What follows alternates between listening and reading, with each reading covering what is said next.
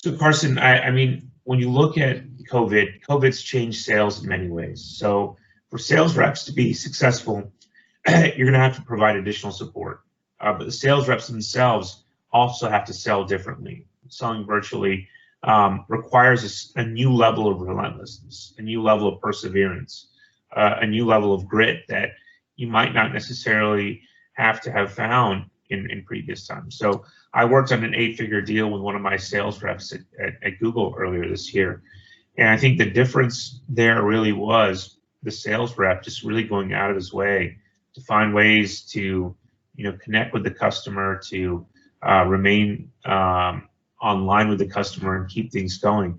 I'll tell you, when things are virtual, it's very easy for customers to go dark on you. And that is something that happened in the deal. The customer did go dark for quite some period, but the rep did not give up. The rep brought in new resources. I think, Carson, to your point, you have access to resources virtually, which makes it a lot easier for a customer visit than when you're not virtual. So, for an executive sponsor to come in on a deal, it might have been a little bit more difficult because, executive sponsors have so little time when it comes to directors, VPs, to get involved in these large deals. But now when everything's virtual, it's very easy to just, bring in these sponsors and bring in the additional support that you need to be successful, without having to have them travel to the customer site to have that big meeting. So that really made a difference. I think the other thing was, providing the guidance, the tools, and everything else. Really you have to spend time with your reps to make sure they have everything they need to be successful. And I think you have to do it more so now during COVID because there's less room for error, less room for these sorts of things when you don't really have the chance to have that face-to-face in the same way. But I do think, Carson, in many ways, things have adjusted quite a bit. People are now camera on when they're talking. You get to still see people's body language. So as a sales rep, it takes new skills, new capabilities to really be locked in and be successful.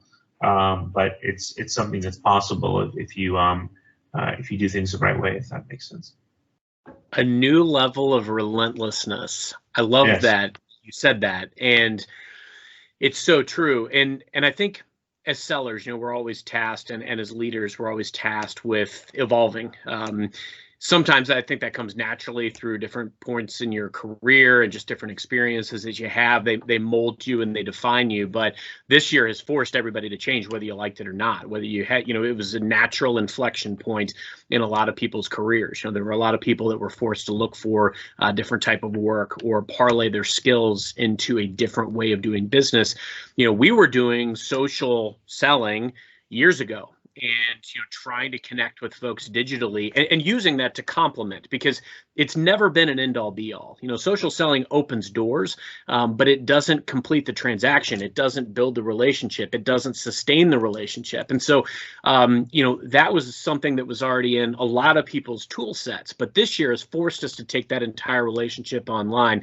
And I also, something else you said really resonated was about that ability to pull people in and really leverage a wide array of resources. Something that I've really learned over the last several years, being so much into the enterprise sales element, is working as part of a really, really broad team. I've worked as part of great teams in the past, but certainly in my days within the last several years at Microsoft, a lot of time working with broad teams. And what I found the most amazing this year is that ability to even just call an audible. I may be on the phone with someone, and there may be a moment where I need to pull somebody into a session. They're not already a part of that session, but I have that ability to work on the fly, to be able to call a specialist in, phone a friend, and bring somebody into a meeting in real time. I can IM them, I can call them and just add them in immediately. And I've done that multiple times throughout this year, and it has a huge impact. So I think key to anything in sales is understanding your playing field. There's a lot to be said for being a student of the game and being a good salesperson and being a good communicator and being a good relationship builder. But something else in that is that ability to understand all the parameters of the playing field. It's kind of like playing baseball and knowing exactly when and where to hit that bloop single, because it can make all the difference in the world, even though it isn't swinging for the fences. And understanding the parameters, how you get paid, what your company cares about, what the customer cares about, and being able to use all of that so that everybody wins, I find that to be critical. It looks different this year, but knowing how to use these resources in an effective way is what I think makes people effective in this type of a selling environment.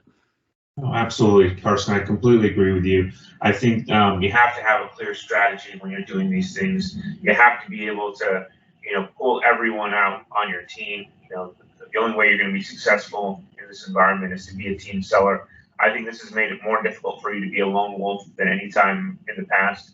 I know that's definitely a seller persona that I think is going to be very difficult to work with in COVID, because the reality is that to be successful, you have to pull in every trick out of your hat, every resource that's on your team, and really be digging deep to be successful, if that makes sense. So completely agree with you, Carson. Yeah.